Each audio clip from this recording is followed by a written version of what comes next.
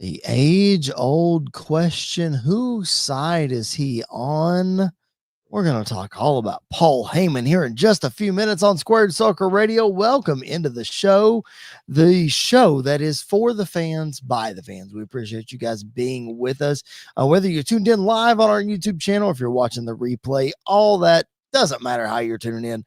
It only matters that you're tuning in. Like the video, that thumbs up button, subscribe to the channel, leave us a comment. We would appreciate that so very much. I'm your phenomenal host, Mr. Podcasting, Chris Belcher, and that is the young buck, Andy York. And Andy, man, I think we talked a long time ago about how this bloodline storyline is just, how much further can it go? I mean, don't you think it's run its course by now? I think it's starting to get a little stale. I mean, Andy, and just when we think it doesn't have any more layers and branches, we get turned on our heads yet again.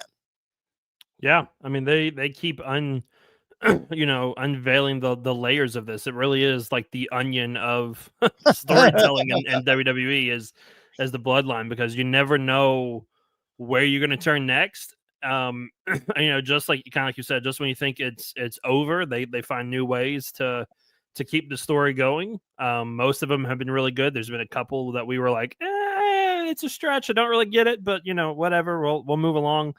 But yeah, I mean, we're talking about a Survivor Series War Games match that we have been talking about for a while, and I don't think anybody thought it would look like, at least right now, what it potentially is going to look like.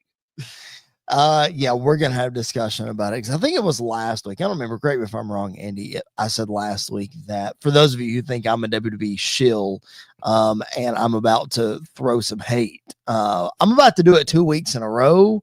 Wow.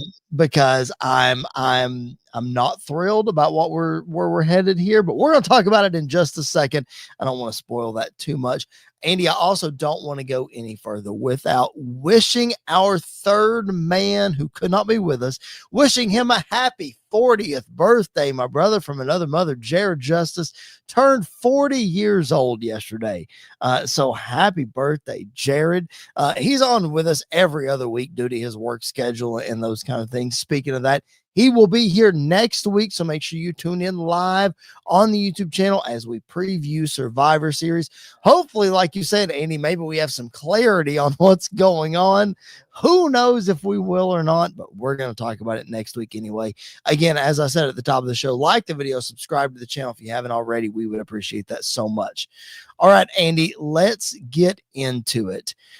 Who is the fifth man in Survivor Series War Games? Now, let me set the scene just for a second here because we just saw Monday Night Raw go off, so we're going to talk about that.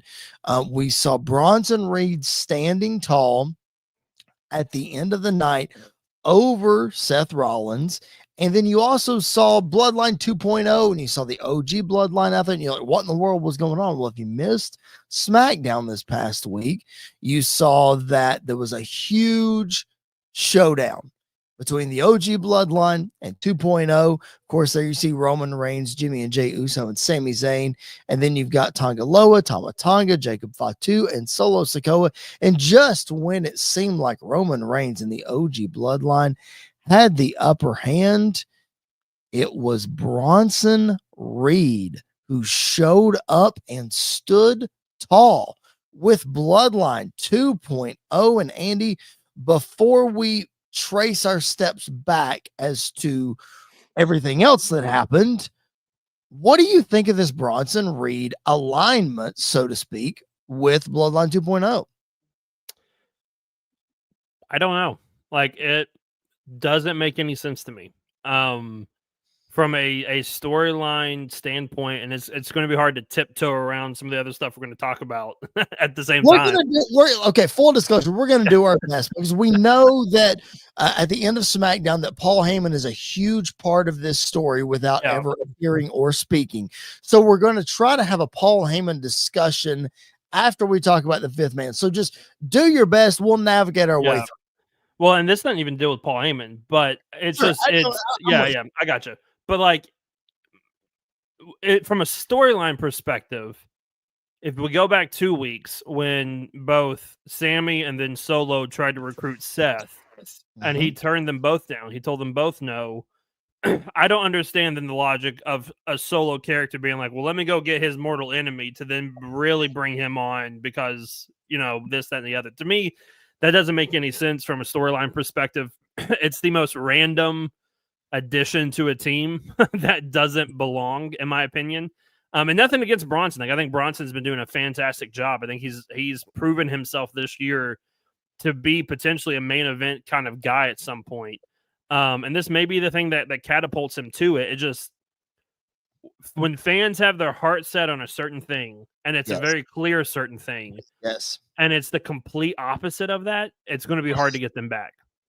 We talked last week about how, and Jared explicitly said this, if it's not Cody Rhodes on the OG Bloodline side, if it's not The Rock on Bloodline 2.0, it doesn't make a whole lot of sense. And I tend to agree with that. I agree.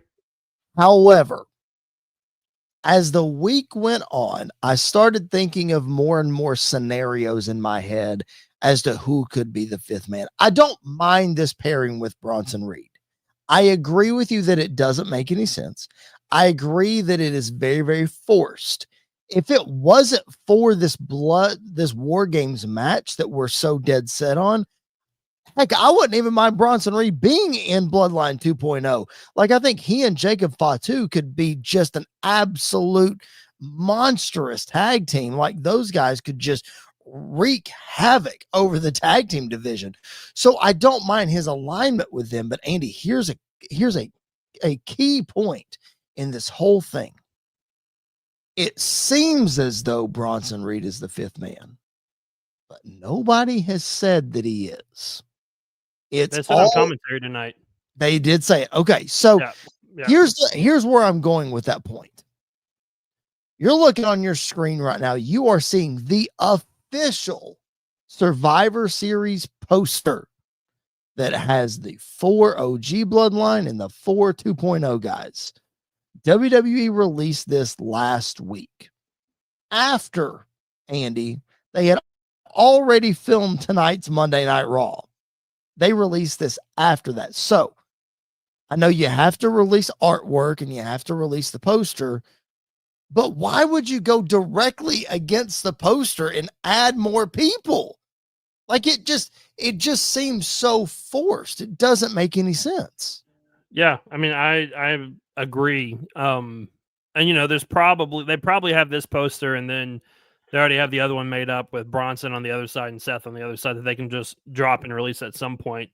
They said tonight, Wade Barrett, unless I misheard him, I'm pretty sure I heard Wade Barrett say a couple of times that Bronson Reed is the Solo's Bloodlines 2.0, or their partner, like he's the fifth member. And so nothing came out. Like, they've not said anything about Seth being the fifth member. I think there's still a world where this still turns into 4-on-4 because Seth and Bronson brawl or they both get hurt or whatever the case is. I think there's still a scenario. What I was getting ready to say. Yep. I think there's still a scenario. I don't. If it's going to be 4-on-4 and it was going to be 4-on-4 the whole time, don't even tease 5-on-5. Which makes me think that we're probably looking at the teams. We're probably looking at Solo's Bloodline with Bronson Reed, and then the OG Bloodline with Seth. And even going back to our conversation last week, like, I think for the OG Bloodline side, I think there's only two people that make sense depending on who the fifth person for Solo's Bloodline is. Mm-hmm. Because, I think Cody, you can make sense. And I think Seth, you can make sense only if The Rock was the fifth member. Because both those guys have a history with The Rock, and they both have a history of trying to stop him and everything like that. But just adding Bronson Reed and Seth Rollins because Seth is an interesting choice for that OG Bloodline, and he's in the middle of a feud with Bronson Reed, so you have to bring Bronson in, is what this feels like. And I don't want that for, this War Games match, especially since they've been trying the last couple of years to build up Survivor Series as a big 4 pay-per-view once again. Yep. You would never just see a thrown together thing like this for any other big pay-per-view. So I am not a huge fan of it. Not to mention, Andy, the War Games match itself is built on faction wars. Yeah. It is tailor made Yeah. for this bloodline storyline. It Yep. absolutely is what War Games is for. It's fine that it's 4-on-4 and you have 5 women, 5-on-5 women on the other side. You don't have to have it exactly the same. No. That's not that big of a deal. Having said that, let's play the scenario that I put in the poll of our chat. If you're watching live, make sure you vote in the poll. Make sure you leave us some comments, some questions. We would appreciate that so very much. Let's just say that it absolutely has to be 5-on-5. And whether Bronson's the 5th or Bronson and Seth this Friday on SmackDown decide that they want to just annihilate each other and take each other out of the match, which I think is highly, highly possible, then we still have a Raw and a SmackDown to go before the War Games match. So there's an open spot on the OG bloodline. And let's say that Kevin Owens and Cody Rhodes, let's just say for this scenario that Cody and Kevin Owens happens at Survivor Series, because we still have a few matches to be confirmed, I would assume. Right. So let's just say that happens. So Cody's out of the question. Who are you putting as your 5th man for the OG bloodline? Seth and Bronson take each other out, and there's no Cody. What do you got? Man. I'll give you 2. Okay, go ahead. 2 good ones, and I'll explain why. It'll be a real easy explanation. We all know that Paul Heyman's going to be involved in this. We saw it on SmackDown. He might not be there in person. He probably will be, but he might not be.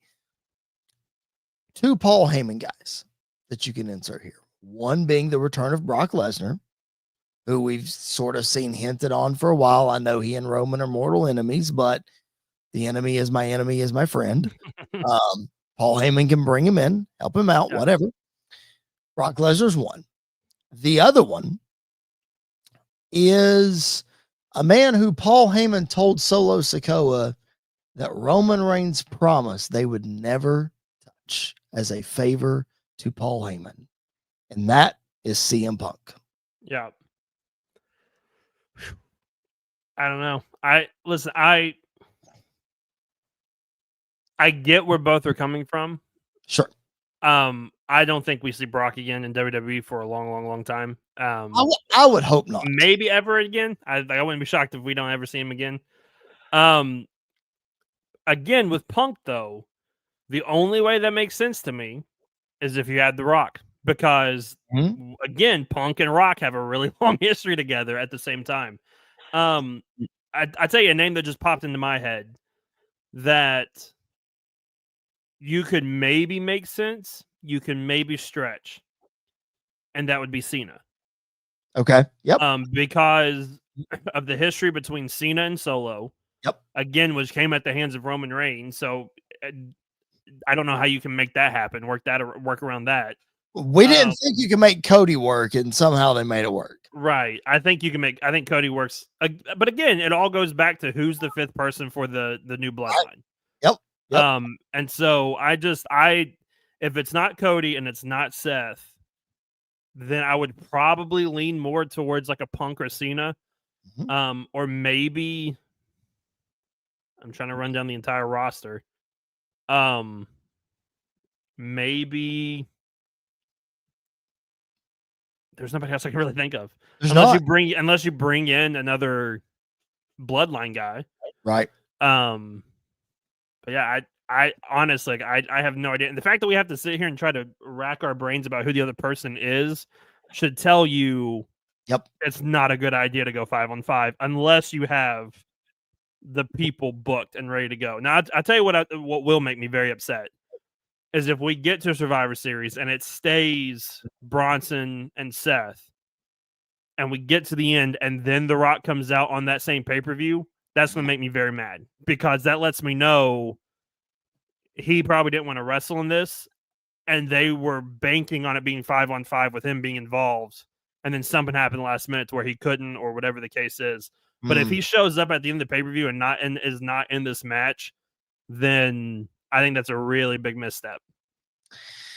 Yeah, I'm not. This match is perfect. We said it. It's perfect. 4-on-4. It's made for this storyline. So for anything else outside of it to screw it up, for lack of a better term, you're right. It's going to be a huge miss. No matter who wins the match, doesn't matter. It's going to be a huge miss because you're forcing a square peg into a round hole. You're trying to force another rivalry into this main storyline just to give somebody the rub when they don't need it. Yeah. Like it doesn't need to. If you want to get them involved in the bloodline, okay, fine, but just leave this match alone. Yeah. Um, Or it's set up Bronson Reed's involvement with the bloodline a lot sooner than this. Yes. Oh, yeah. If they would have done this when Solo was building his bloodline, okay, I'm for it. Fine. Yeah. Great. Still don't like Seth being involved because it doesn't make any sense. I guess you can make it work, but here's my ideal scenario. This is if I was booking this. We fantasy booked WrestleMania last week. If you missed last week's episode, go check it out in the archives. It's a whole lot of fun. We fantasy booked WrestleMania. So check that out. Here's my ideal scenario. If I was booking, here's what I would do. Seth and Bronson take each other out this Friday. And then we decide, okay, it's going to be 4-on-4. Because, Andy, I would think if Bronson was totally confirmed, we would at least have seen a match graphic like we saw tonight for the women. We would see a match graphic with a person shadowed out with a question mark or something on the OG Bloodline side. We haven't seen that yet. So I would venture to say that Seth and Bronson take each other out on Friday. And then we say, okay, it's just going to be 4-on-4. The end of the match comes. The Rock does come out. The Rock interferes. And Bloodline 2.0 ends up winning at the hands of the Rock because there's no DQ. He just goes into the cage. Rock bottoms Roman. Solo pins him 1, 2, 3. And then, as soon as the match is over, Cody comes out. So that we still get the Rock Cody moment with Roman, but they're not technically involved in the match. They are, but it's still 4-on-4 and we still get the 4-on-4 match. That's what I would do. Yeah, but if you want the Rock Roman Cody moment, just put them in the match. Yes. Just make it 5, make that part 5-on-5. I agree. Because I think you can get that and you can add elements to it of, we talked about Rock's character and the Bloodline War Games match 2 years ago, when Roman was just kind of chilling in the cell and everything like that. I think you could do that with Rock. Yep. And just have him literally come into the ring. Everybody's laid out, hits one move, and it's over. And I think that would work to his heel character, and I think that would work to everything else, and you still get your moment with Roman and Cody and Rock. So I don't think we need to do. I think the moments between Roman, Rock, and Cody need to come post Survivor Series at this point, instead of happening at Survivor Series or trying to rush it within the next week or so. Because there's a scenario where they could do that as well, where they try to rush putting Cody and Rock in, and it's kind of too late for that. Right. And depends on what happens with Kevin Owens this Friday and, that whole scenario and Randy Orton and, what have you. Yeah. All right. We appreciate you guys being with us again. That's what we think as far as a fifth man goes. The poll is in the chat. Make sure that you vote if you're watching live. Make sure you leave us a comment, leave us a question. Listen, as I tell you guys every week, I've got notes right here, but if you guys leave comments and you guys leave questions, that's what we will talk about. So again, you're watching live. Make sure you do that. Even if you're not watching live, leave us some comments. We try to respond to each and every one of them. And then for the love of everything that is good, please subscribe to this channel if you are watching this. All right. Over 75% of our viewers that view anything and everything on our channel are not subscribed. Guys, it doesn't cost you a thing and it helps us a ton. Just hit the subscribe button. All right. It would mean so much to us. Andy, I mentioned it at the top of the show, and you've talked about it for a couple weeks about what a babyface Paul Heyman could look like. I said there's not a lot of space for that available. But we're moving into a territory, Andy, where we're about to find out, or maybe we're not, whose side Paul Heyman is actually on, because the way that SmackDown ended, they told Roman all night, make the call, make the call, make the call. Well, Roman makes the call, tries to call the wise man, and Andy, the phone is disconnected. Your reaction? Yeah, I don't know what to expect with this whole Paul Heyman aspect of it, because I think one of two things could really be at play. That he is still part of Roman's side, but he's just that afraid of Solo and the group after what they did to him, which makes total sense. Or it's all a big ploy that then he'll come back and be a part of the new bloodline with Solo and everything else. I have a hard time following that one because of how loyal he was to Roman, and then everything that happened with Solo, took place, and I don't get that one unless his motivation is Roman, when I needed you the most, you weren't there for me. And Yep. so, maybe he just walks away from the bloodline story altogether. Like he's done with both sides and walks away, and then starts his own faction with young guys. So that would be really cool to see that. But like I think it all kind of makes full circle when you look at what happened post WrestleMania, when Paul went to call Roman and Solo grabbed the phone, threw it down, and stomped on it. Yep. And so, I don't know where Paul Heyman lies. The fact that they told him to call and he is being brought back up on TV makes me think that he might show up at Survivor Series.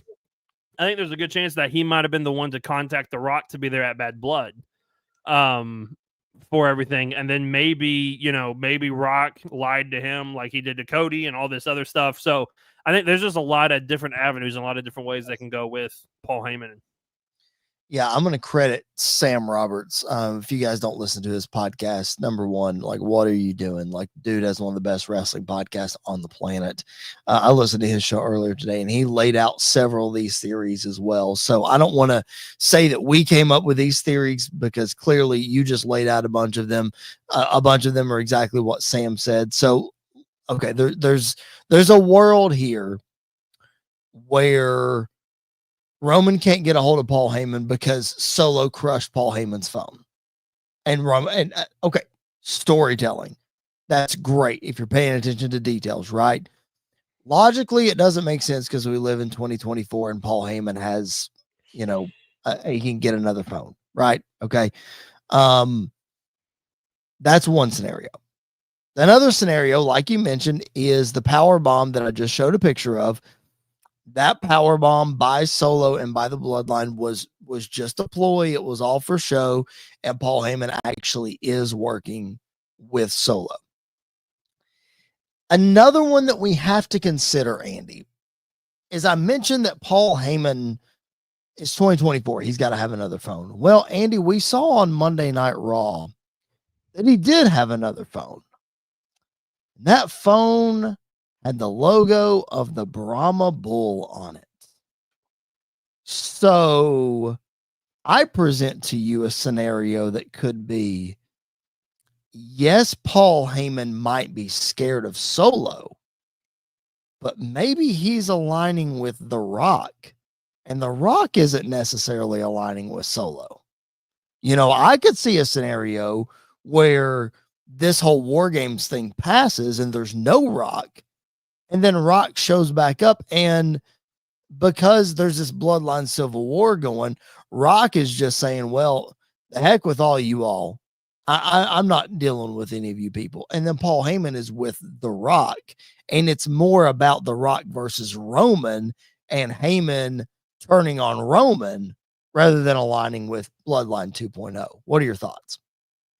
Yeah, I mean, I think that's a very likely situation that we could see happen of, or Paul Heyman being the mastermind behind bringing The Rock in. And, we've talked about it before. Maybe the new bloodline is not necessarily fully behind Solo, but is working with The Rock to get this motivation to then kick Solo out at some point. And so I think that that could play a part into all of this as well. I know, I mean, we're coming right up on WrestleMania season. We're right there at the Rumble. We are going to start to see a lot of stuff unfold a lot quicker between now and the Rumble. I feel like, especially if we are heading to a potential Cody versus Rock match at the Rumble, which I still am putting. If I had to put all my chips on the table now, that's what I'm pushing it towards. Is that, and you add Paul Heyman into that aspect of being on the side of of the Rock, and then let's say Roman does win the Rumble, it just adds that wrinkle in. It brings that triple threat together. So I think that's probably one of the more likely scenarios that we see when it comes to Paul Heyman and this entire Bloodline story. It's just really interesting, man, because Paul Heyman talks about, well, let me get to that in just a second. I'll get to that point in a minute. Another scenario that you have to think about is that Roman has always said that he's nothing without his wise man. We've seen him come out almost every time since he's been back, and he stops at the steps and he looks over his shoulder. Paul Heyman's not there. And Paul Heyman has pledged his loyalty ad nauseum to his tribal chief, Roman Reigns, the head of the table. We know that. All right. So these two are, it's so strange that these two are just so intertwined and connected as well as they are, man. It's just so crazy. But anyway, there could be a scenario in which Paul Heyman is not answering the phone for Roman, because much like Roman has had to apologize to everyone along the way, he owes an apology to the wise man as well, because, and not just for the power bomb, not just for coming to Paul Heyman's rescue, or not coming to Heyman's rescue for the power bomb, but the fact that, let's remember, right after WrestleMania, Solo asked Paul, have you talked to Roman Reigns? And Paul says, well, no, I haven't. And Solo says, well, I have. Now, whether Solo is lying or not, Roman Reigns is not contacting Paul Heyman, and he's leaving Heyman out on an island. Yeah. So there could be a scenario where Heyman's like, look, buddy, like, I love you, but this is all about rebuilding the character of Roman Reigns, right? Yeah. Yeah. And I think that, that goes back to what I talked about of him just being done with the Bloodline story altogether. Like, he's not a part of either side. He is stepping away and doing his own thing now, and not being a part. And he's always going to be there for Roman. If Roman needs advice or whatever, he can contact him. But I'm no longer putting myself out there for you because, again, when I needed you the most, you didn't contact me. You weren't there, and I know you lost and everything else, but I was by your side and all this. So I think there's a scenario where that's the case as well. But like we talked about at the beginning of the show, like, there are so many little wrinkles that you could add into this story that send it in so many different directions. Yep. And they're all very possible at the same time, which is crazy to kind of look at from a bigger picture. And here's another wrinkle to think about that we have not brought up yet on the show that we have to discuss. Paul Heyman, in his interview with Sam Roberts at the Fanatics Fest, said that everything with the Bloodline counts, which we knew, but he went as far as to say, Andy, that every frame of video that is shot counts in storytelling. This picture is from the Bloodline locker room right before the Bloodline is going to the ring to attack Solo Sikoa. Now, what you can't see on our YouTube channel if you're watching, because we can't show video, because we would get in trouble for that. I'm not going to do that. I'll just explain to you what happened. Right before this picture was taken, Andy, we see clear as day on camera Sami Zayn take a cell phone from his pocket and throw it on the couch. And then they leave. Nothing is said. Nothing is mentioned. And then the end of the show, Roman Reigns picks up a cell phone and calls Paul Heyman. Now, is Roman Reigns using his phone to call Paul Heyman? Probably. Did Sami Zayn jack Roman Reigns' phone? Is there more to this scenario with Sami Zayn than we're led to believe? If everything counts, why did he do that? Why did Sami pull the phone out of his pocket and throw it down if everything counts? Yeah, I mean, I think there is going to be something to that. I think the passing for a statement that you can make right now is he knows they're getting ready to go out and fight, and so he didn't want it to break, so he threw it on the couch so they could go brawl and everything else. But I think there is like something to it, because if you go back to even the Judgment Day stuff, like with the key card and with everything that happened there, they were very intentional about showing it but not pointing it out and not being like in your face about it. But if you catch it, if you see it, then you kind of are going with the flow and going with everything. So I don't know where they're going to go with that aspect of it.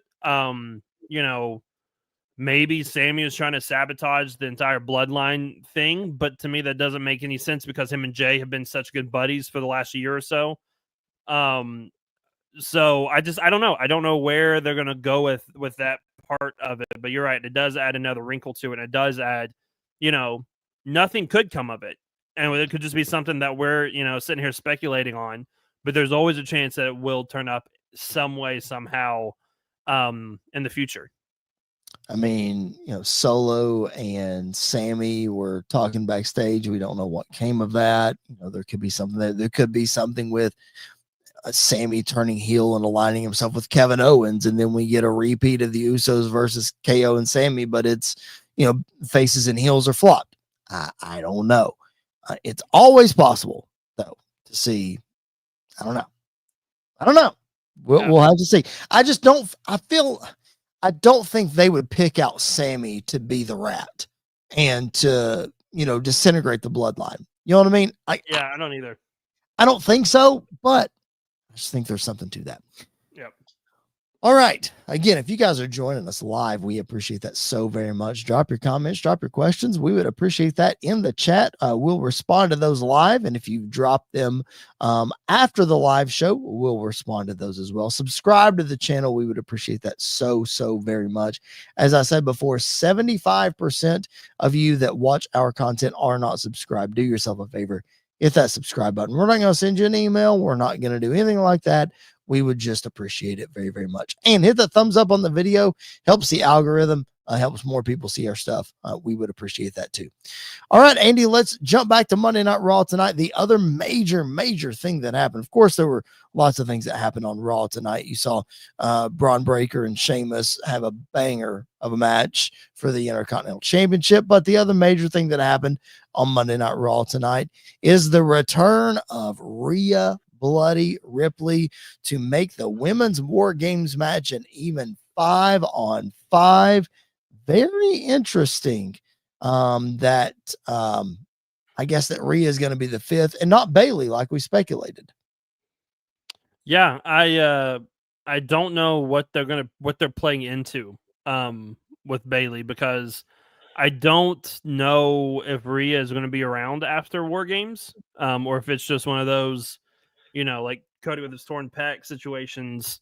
I mean, it can't get worse if it's protected with the mask. Everything can be fine. Then you take care of it after or whatever. I think there is we talked about replacing people in the OG bloodline, or in the bloodline storyline. I think there's a chance that you could replace a Io Sky in this situation with the Bayley if you needed to. Although I do think the teams are firmly locked in, with what they're going to be.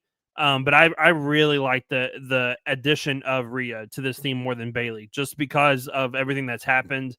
I think Rhea, especially in the mask, like going into War Games, she's going to look like an absolute killer. Yep. And is just going to wreck house. So I'm honestly like, adding her to it, I think has really added a lot to this, and I'm very excited to see what she does. Yeah, it's definitely improved the star power for sure. We've talked several weeks now about how it feels like that Liv Morgan and Raquel Rodriguez, and that is sort of lost its steam a little bit. And then you've got Nia Jax. You got the two women's champions on the same side of War Games, which is really interesting, but they just wrestled at the last pay-per-view. So Andy, I feel like this is just we talk all the time about how Hell in a Cell is forced when it is at its own pay-per-view, and it just doesn't make any sense. I'm not saying that I'm starting to get that feeling for War Games, because War Games was an annual tradition in WCW. Yes, we knew it was coming, and yes, it made sense. But I just feel like sometimes for the women, and I get that feeling in this War Games match, that it's just there for the sake of it. And it's just like Liv and Nia just wrestled each other. Like, Tiffany is threatening to cash in on both of them. So why in the world would they be teammates? And then, like, I don't know. It just, this one feels weird to me. Yeah. Honestly, this feels more cohesive though than adding Bronson and Seth to the men's. So, because like Bianca and Jade and Naomi have all been a thorn in the side of Nia Jax from the beginning, and so adding them into that and adding, that feud going on behind the scenes, and then you had the Crown Jewel pay-per-view, and then now they're going after Liv. It's kind of like what we talked about, the enemy of the enemy, the enemy of my enemy is my friend.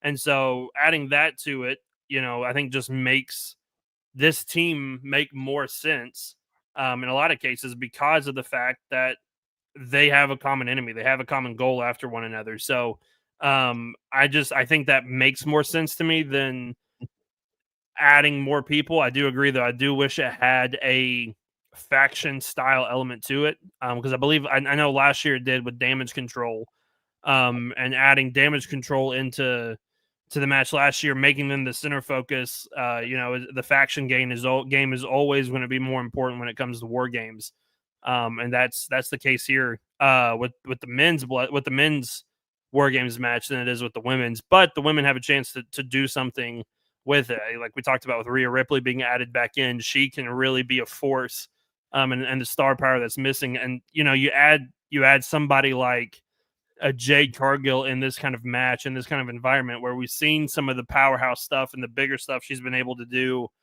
in AEW, and like some of the more brutal stuff she's been able to do in AEW, that comes over into War Games, and you give her the opportunity to really show out and to really prove herself. And Bianca's the same way. Like, Bianca in War Games to me makes a lot of sense, because you need that powerhouse. And I know Rhea's a powerhouse too, but Rhea can be, the leader of the group, and then you have Bianca being the powerhouse behind everything. And we talk about the young stars coming up. This gives a good opportunity for Tiffany Stratton to really shine. And we know what Candice LeRae is all about and what she can potentially do outside of WWE. If you've ever followed her career, you can see that she is not afraid of a little violence and afraid of a little hardcore. I think she fits right into this War Games match as well. So it's a really weird combination of people. It's a really weird, personalities and groups coming together. But I think you can make it make a lot of sense. And at the core of it all is just Rhea Ripley versus Judgment Day again, because that's been the main focus of the women's division for the last year or so, is Rhea Ripley and Judgment Day. And you make that the forefront, you make that the focus of War Games as well, and it really adds a lot to it, and it really makes it stand out and makes it feel more important, and it makes it feel bigger, especially adding somebody like a Rhea Ripley back to this. So yeah, it's thrown together, and it feels like, in a way, both War Games matches this year are thrown together. But I do think the women benefit more from it being thrown together than the men, because all of these different stories are intertwined and connected together more than just this, like, for this pay-per-view. It's intertwined throughout the rest of the year, seemingly so. So I don't know. I'm excited about it. I think it's got a really good potential to be something special and something different than we've seen before in the past. And we know what a lot of these women are like in War Games. I mean, we've seen Rhea Ripley and Bianca, and especially Io, in a War Game setting before.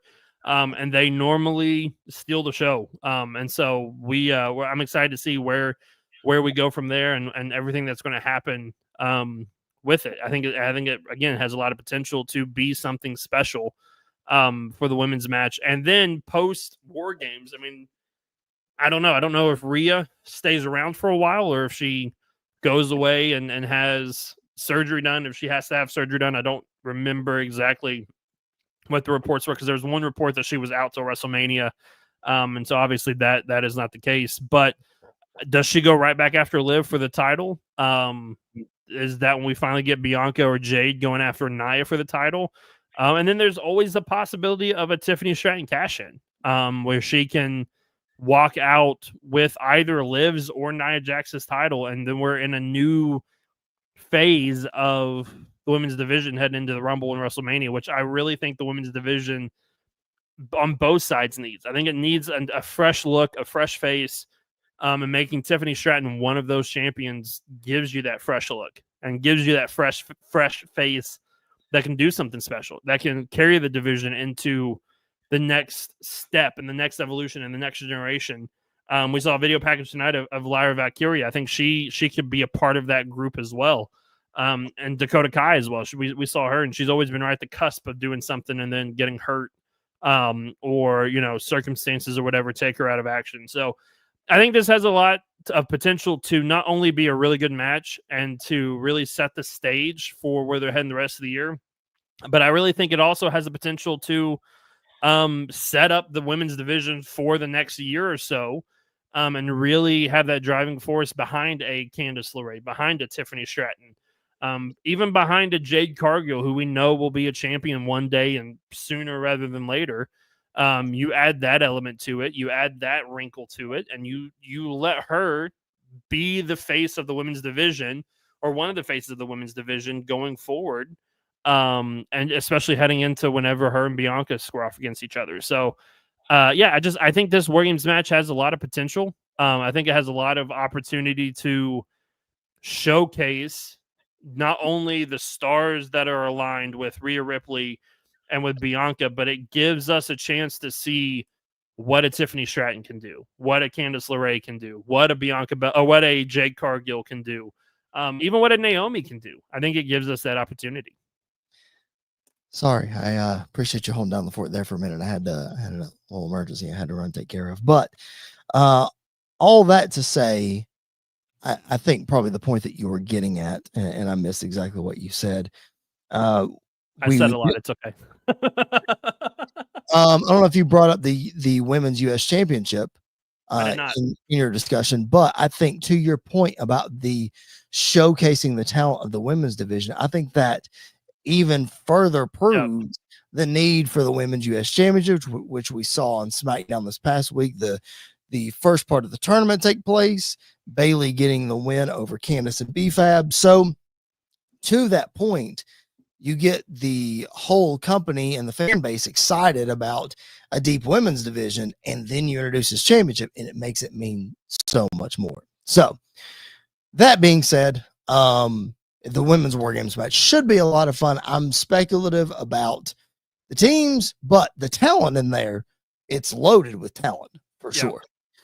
All right, let's take a little breather real quick. And while we do that, let's hear from our friend, Mr. Tom Bryce, over at Sports Wire Radio. Looking for all the latest happenings in the world of sports and wrestling? Well, you're in luck, because Sports Wire Radio has you covered 24 hours a day, 7 days a week, and 365 days a year. With great shows in the world of sports, such as the Pinstripe Chronicles, hosted by Uncle Tats, Donald Stewart, and Rob Barrows. New York Baseball Talk with Chris Bazaya and Rob Maraska. The Liftoff Jets, also hosted by Chris Bazaya and Sharman Phillip. Neil Villapiano and the Devil's State of Mind. Randy Dillon's Hockey Fan Chat. In the world of wrestling, Sports Wire Radio has you covered with Squared Circle Radio, featuring Chris Belcher, Andy York, and Jared Justice. Those sit-down marks with DB, Primo, AJ, and Michael. A work in progress, featuring the Mayor of Canton, Piles, and Glenn Abbott. You can catch all of these great shows and more anytime, anywhere, and any place via the Listen Live button on sportswireradio.org, and you can also catch Sports Wire Radio anytime on YouTube at Sports SportsWire Radio, $65.79 to catch all the latest happenings in the world of wrestling. SportsWire Radio has you covered. It's all sports matters and all wrestling matters here on SportsWire Radio. I am your host, the owner of SportsWire Radio, the #1 global radio station, the owner of the Promo Wrestling Federation, and one of the owners of the Pride Wrestling Federation, your voice, figuratively and literally, where all wrestling matters, the Reverend Tom Bryce.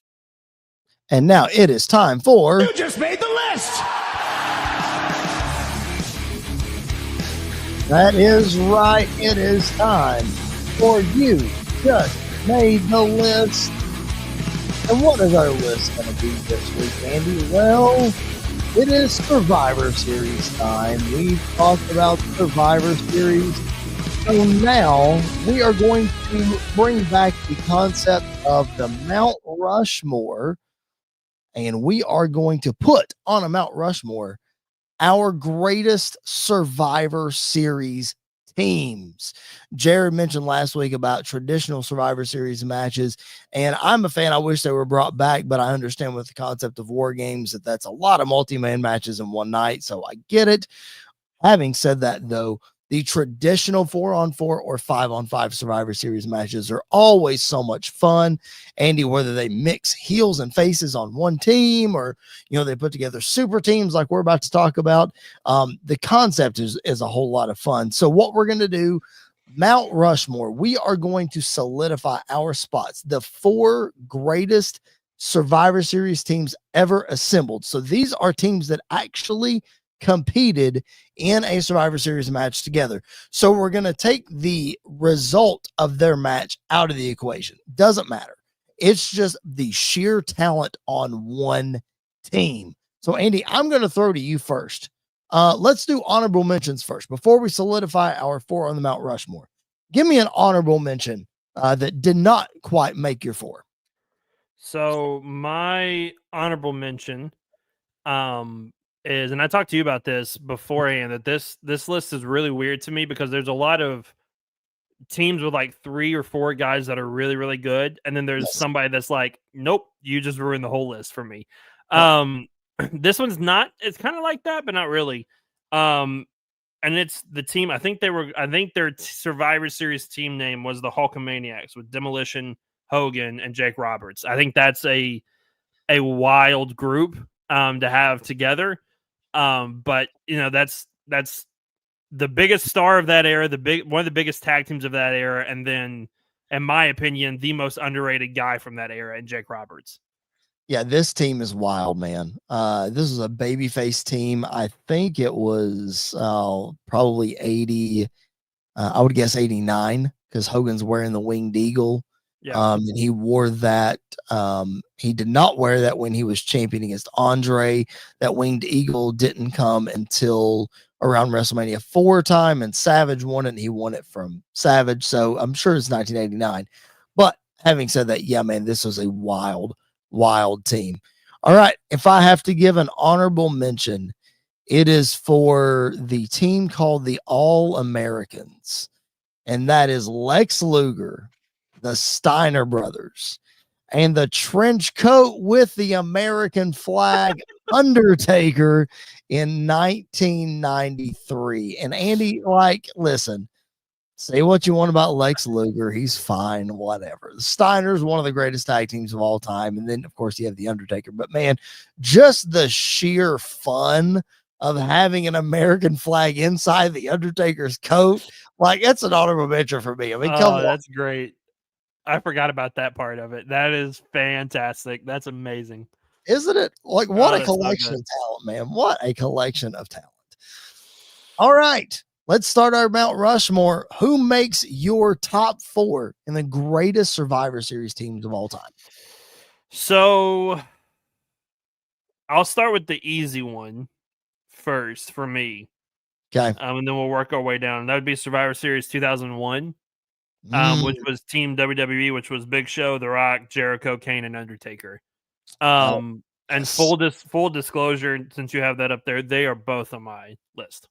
Okay, so you have both of these 2 teams on your Mount Rushmore. So this, in theory, is the greatest Survivor Series match of all time, in your opinion. From a talent perspective, yes. Yes. Okay, I got you. So yes, the graphic as you see it on the screen. This was the end of the Alliance storyline. So the team you see with Austin, Booker T, Shane McMahon, RVD, and Kurt Angle, that was Team Alliance. So WCW, ECW. And then you had Team WWF on the other side, The Rock, Chris Jericho, The Big Show, Kane, and The Undertaker. So Team WWF made my list for my top 4. Team Alliance didn't quite make it. I hate to say that, like you said at the top, there's that one guy that really throws it off or whatever. For me, there's 3 guys in that one that throw it off. And that being Booker T, RVD, and Shane McMahon. I love them all 3. I think they're all 3 fantastic talents.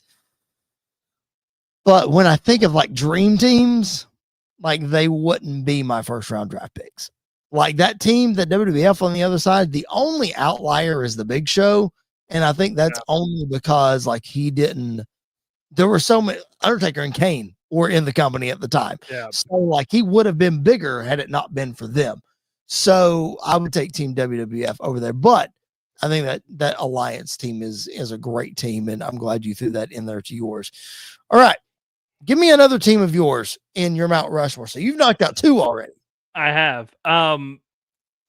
Honestly, it could be either one of these teams too, and I think this might be one of my favorite Survivor Series matches of all time. It was just a lot of fun. It was one of the first ones I really dove into, and it's from 2017.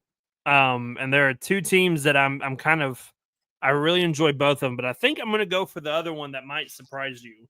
Okay, and that was, I believe it was Team SmackDown with Shane, Cena, Orton, Nakamura, and Bobby Roode. Just because one, you have 2 of the greatest of all time when you got Cena and Randy teaming together. And then you add like just the pure shock, especially of that time, of like Shinsuke Nakamura's on this team. Like he's supposed to be in New Japan and he's on this team teaming with them. And this was like prior, like this was less annoying Shane McMahon during this time period. So he was still in good graces. And then there is so much potential in Bobby Roode. There was so much potential in Bobby Roode. I dare you to find anybody on the 2017 roster that was more over than Bobby Roode. Exactly. Yeah. Well, exactly. There wasn't anybody. No, there wasn't. So I think it was the perfect storm. It was a weird match, but I really, really enjoyed that team. And Team Raw, it was awesome as well. Yeah, I'm going to throw a Team Raw up there because that's one that I anticipated you picking. So I guessed wrong in making these graphics for the show. So if you look at Team Raw over there, you had Kurt Angle, who was the acting GM at the time. You had Triple H, the authority figure. You had Braun Strowman, Samoa Joe hiding back there in the corner, and then Finn Balor. Like if I'm looking at this team, it's like, man, this is not on my list, by the way, but this Raw team, like, the team that could have been. You talk about guys that stick out like a sore thumb, like Braun Strowman. Like, bro, I'm sorry. Like, this team is insane except for you. And then he and Triple H won the match. Yeah, he was very impressive in that match as well. The only reason why, and I know you said outcomes and everything like that don't play into it, but it eats me alive still that Samoa Joe was eliminated as quickly as he was. Yes. And it's still, like, to me, one of the biggest bonehead decisions of the new era of why was Joe never champ? Why was he never world champion? Because he was amazing in TNA. He was amazing in NXT. He did a lot of good stuff on the main roster, and he should have been world champ. And then, like, you see what, even like later in his career, even in AEW, he's one of their best world champions they've ever had. So like he is a generational guy that should have been champion while he was there. And listen, I love AJ Styles to death, and I love that he had 2 reigns of world championship reigns of over a year both times. Yeah. Like I'm all for that. But you can't tell me that the success that you had with Samoa Joe and Brock Lesnar in 2017, or that fatal 4-way, then you couldn't have taken the title off of AJ. And I love Brock versus Bryan at Survivor Series 2018, but at least take the title off AJ so that Joe can face Brock at Survivor Yeah. Series 18. Like, come on, man. That Survivor Series, Joe should have won the title. Like that's one of the missteps of that year was Brock. Joe should have won the title. I agree. All right. Let me. I'll throw a random one at you here. This is a team that these four guys actually feuded with each other in 1999, and then found themselves as a Survivor Series team. And that would be two of the greatest tag teams of all time, Edge and Christian, Matt and Jeff, the Hardy Boys. And this match, or this team in particular, I mean, you look at this is two of the greatest teams of all time for sure. Put them together on a Survivor Series team. This is the tandem that enforced the rule of the outcome of this match does not play into the fact of why they would be a great tag team, because these four guys lost their Survivor Series match. And I'm pretty sure that like Hardcore Holly was on the other side. Not to take anything away from Bob, all right, because he would Alabama slam me to the cows come home, all right? But come on. You got these four on the team and you don't let them win? It's 1999, the year they had the first tag team ladder match and all this crazy stuff. These are the hottest guys on the roster, and they don't come on. But they make my Mount Rushmore. What a team. Yeah, they were awesome. They're not on my list. They were just off, but yeah, having them, and I mean, you can correct me if I'm wrong, but I think Edge and Christian and the Dudleys teamed at one point too. Yes. And I think the Hardys and the Dudleys teamed at one point. So like they've all like kind of teamed with each other at Survivor Series. So yeah, it's when you think of tag team wrestling in WWE, I think the first three names that pop up are those three. Yep. Because of everything that they did in TLC. So yeah, that's an awesome team. Yeah, it really is. All right. Let me go ahead and go with one more of mine. That way I'm on track with you and we can reveal our last teams together. I am going to go with a team that you probably forgot team together. You may not have, but it's a team of legends in 2006. Ready for this? Ric Flair, the American Dream, Dusty Rhodes, Sergeant Slaughter, and Ron Simmons. Now listen, 2006, I understand that these guys were not in their prime, not anywhere close, right? Yeah. But Andy, the fact that these four guys were a Survivor Series team in 2006 and how incredible their careers were, the fact that Ric Flair and Dusty Rhodes were on the same team in 2006, come on, man. Yeah. Like that's Mount Rushmore for me. Yeah, no, that makes a lot of sense. They didn't get on my list or even my honorable mentions, but it makes sense. It makes sense. All right, last one. You're rounding out your top four in no particular order, obviously. Yeah. So this is where my bias comes out. And this is where we're going to have a lot of fun because I was lucky enough to be in the building in 2019 for Survivor Series. And I almost put the men's team on here. Oh, I almost did. And then I had the flashback of Walter being eliminated in less than 5 minutes. And that just made me mad. But Keith Lee at the end was the second most over person that weekend. Sure. Because when Rhea Ripley walked out into this arena, it absolutely exploded. And so my fourth pick is the women's NXT Survivor Series team from 2019, because if you look at the list of names that was on this team and what they became, you had Rhea Ripley, who is the biggest women's star in the company right now. And I think that's very easy to say. Bianca Belair, who I would probably say is the second biggest women's woman on the roster right now. You have Io Shirai at the time, who former world champ, Miss Money in the Bank, has done a lot.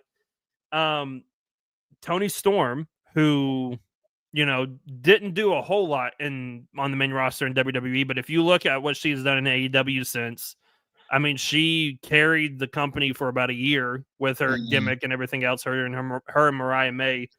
And then the one outlier who I think we both have a soft spot for because we know how great she is, Candice LeRae. it was wild to see those 5 ladies come out, and not only come out there, they won the match, and they were more over than anybody else that night. Like, it was crazy to see how over they were. That's awesome. Yeah, I didn't have a women's War Games team on my list, but that one would certainly make for a contending 4th spot. But my 4th spot, it is a no-brainer for me. It was the team that when I was doing research for this, it's the first team I wrote down, and it wasn't going anywhere. Let me tell you who it is. Shawn Michaels, Triple H, Matt and Jeff Hardy, and CM Punk. Yeah. Like, you talk about the most star-studded Survivor Series team of all time, especially in this era, and how freaking popular Jeff Hardy was. Like, this team right here, there's none better in my opinion. Yeah. It doesn't get better than that. Yeah, I think that's one of the more memorable ones too, because I think that's the one where, is that the one where Shawn slid out of the ring and put his arm around what's her name? And like that's been like, yeah, and that's been copied a couple of times. Did that happen at that event?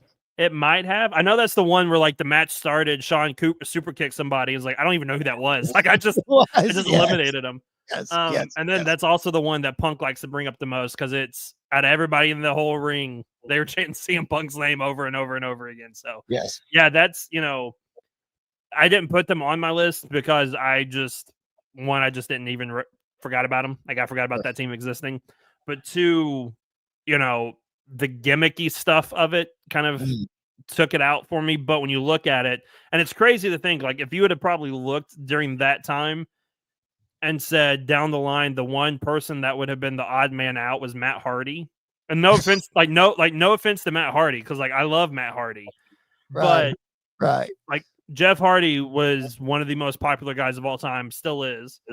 Triple H is now in charge of the whole company. Shawn Michaels is one of the greatest in-ring performers of all time, and then you have CM Punk, who is the most controversial guy probably in the entire company. Especially of this generation, of this era of wrestling, he is the most, like, you either love him or you hate him, guys. So yeah, that's a wild list and wild group to look at.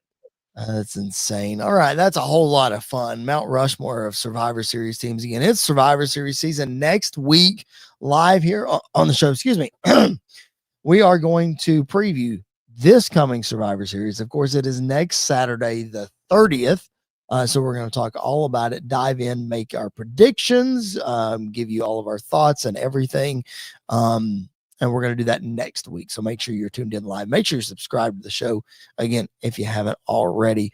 One more quick commercial for you. That's our friends over at WSN, the Wrestling Society Network.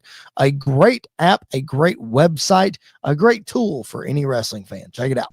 What we bring to you is a world of wrestling. Do you want to know something? Tell me. WSN is the greatest.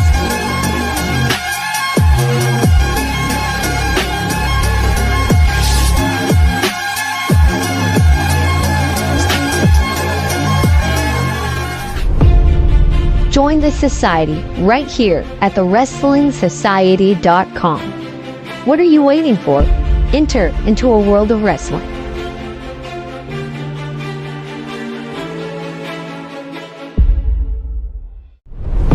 Podcasts, promotions, community, shopping, content, schools, magazine, radio, and much, much more.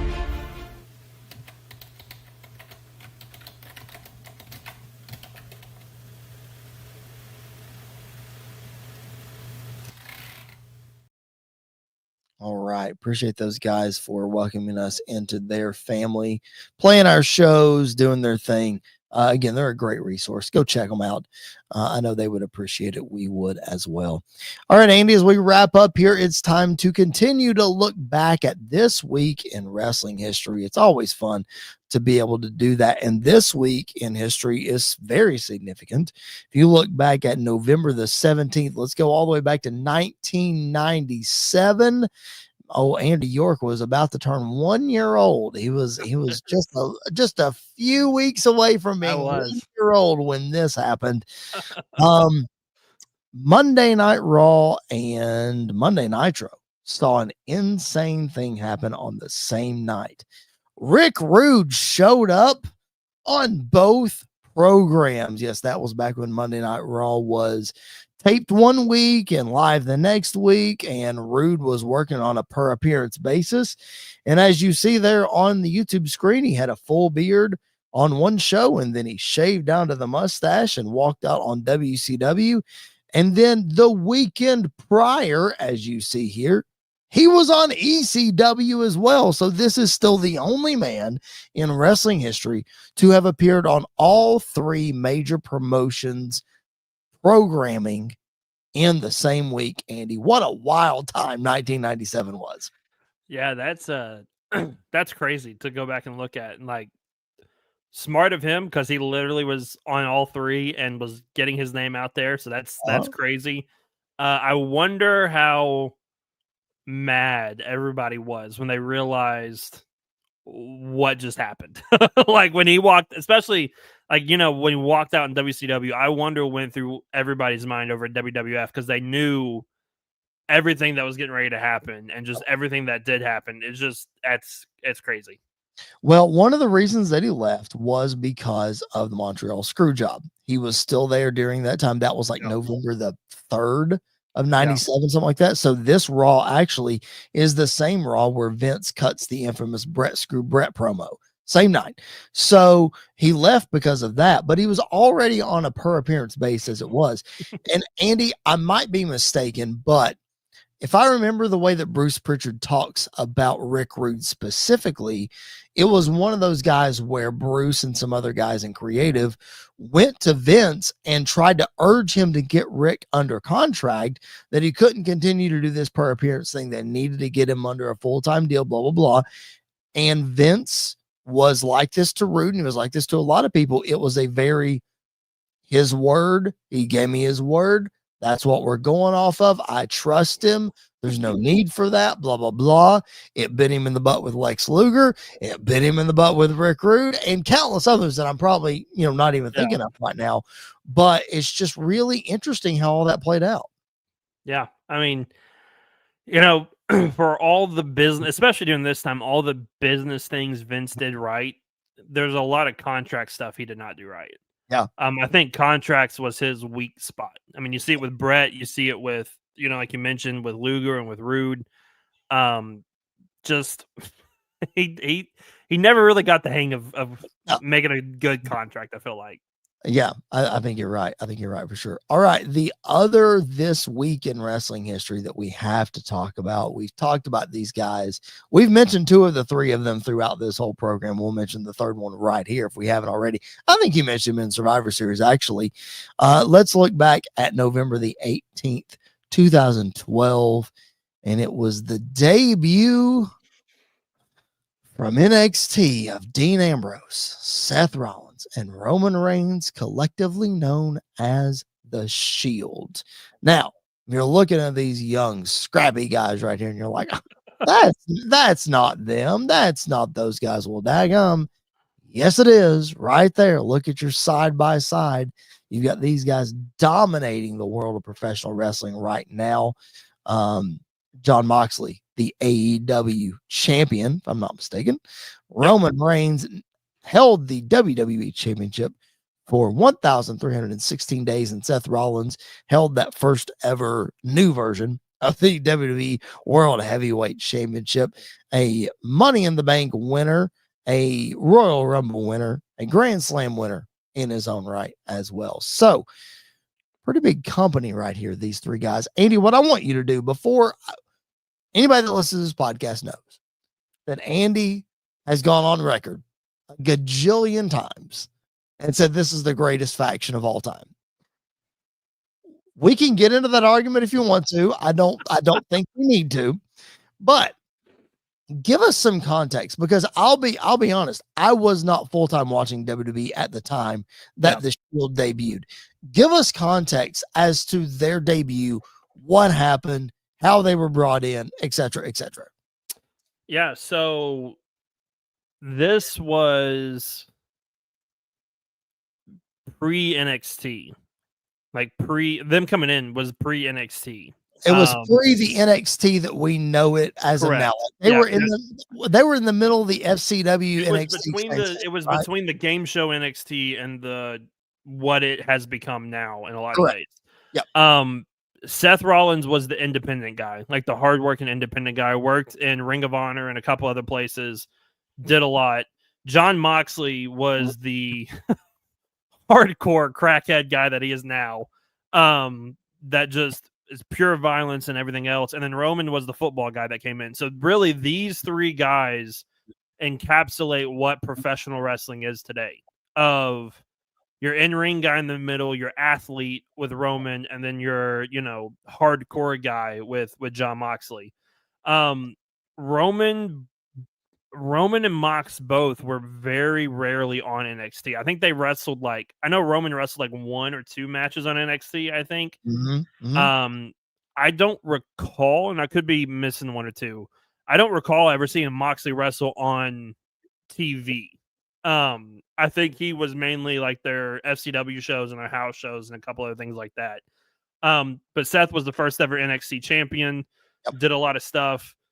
When they showed up, I remember really being happy for Seth Rollins and for Ambrose. Roman was the guy that was why is he in this group? And after a couple weeks, you kind of get the picture of Ambrose is the mouthpiece, Rollins is the worker, Roman is the powerhouse. And in my opinion, it worked to perfection. And everything since that moment on was just history. And, three guys who I think if you take out of the modern wrestling world today, wrestling does not look like what it does right now. And so it's crazy to see the impact that these three guys have had in their own way on professional wrestling. I mean, it can't. Roman Reigns has the fourth longest WWE championship reign of all time. We're talking about Roman Reigns as one of the greatest of all time. And that picture that I just showed you in 2012, boy, barely knew how to wrestle. He came from the gridiron. And then Seth Rollins again was the workhorse guy, and he was the guy that was too small. He was the indie guy. He was never going to make it. Yeah. Jon Moxley was the guy that was too hardcore. He was, promo. He was this generation's Mick Foley, who was too hardcore but could cut a promo. And then somehow, some way, these three guys are on top of the wrestling business in 2024. Wow. It's incredible. I could talk about the Shield all day. I know you could, but we are out of time on this week's show. Oh, darn. Listen, all jokes aside, these guys are dominating the world of professional wrestling right now. And you said it, wrestling wouldn't be where these guys are today. You look behind me. One of them is on the graphic of the show. One of them is about to be inserted into War Games with that other one. And the other one is a champion on the other brand. We're going to have plenty of opportunities to talk about Shield. We have plenty of opportunities to talk about these guys on each and every episode. And if you're digging what we're doing and where you are watching live, again, drop your comments, drop your questions. We'll try to get to those. If you drop them in the next couple minutes, we'll try to answer them real quick before we sign off. But again, if you're watching on replay, drop those comments as well. We'll go back and we'll respond to them as well. Like the video. If you haven't already subscribed to the channel, please, please, please. Over 75% of our viewership not subscribed, guys. It's so easy. Hit the bell so you get a notification. Hit the subscribe button. It does not cost you a thing. We're not going to bombard you with emails. We're not going to do anything like that. We just ask for your support in that way. So like the video, subscribe to the channel, tell a friend. If long episodes are not for you on our channel, listen, we've got playlists. We've broken everything up into smaller videos as well, easily digestible. There's something for everybody. New school, old school, trivia, pay-per-view recaps, list, all fantasy booking, all the things. It's all right here.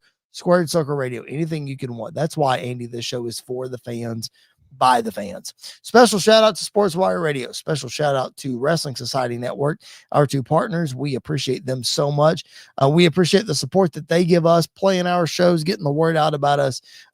We thank them so much for that. All right, Andy, next week, Survivor Series preview. We're back for it. Anything else to add before we sign off? No, just I think hopefully by next week we'll have a clear picture of what War Games is actually going to look like, what Survivor Series is going to look like. But I'm looking forward to it. No matter what insertions they add to it, War Games is still becoming one of my favorite pay-per-views of the year, just because it's so much fun and it's the brutal pay-per-view of the year. And so I'm looking forward to it. The last one of the year for WWE, if we're not counting the Saturday Night Main Event. But yeah, I'm looking forward to it. We are looking forward to it very much. Make sure you are locked in right here to Squared Circle Radio on our YouTube channel so that you keep up with all the great content. For Andy York, my name is Chris Belcher. This has been another edition of Squared Circle Radio Live. We will catch you guys down the road.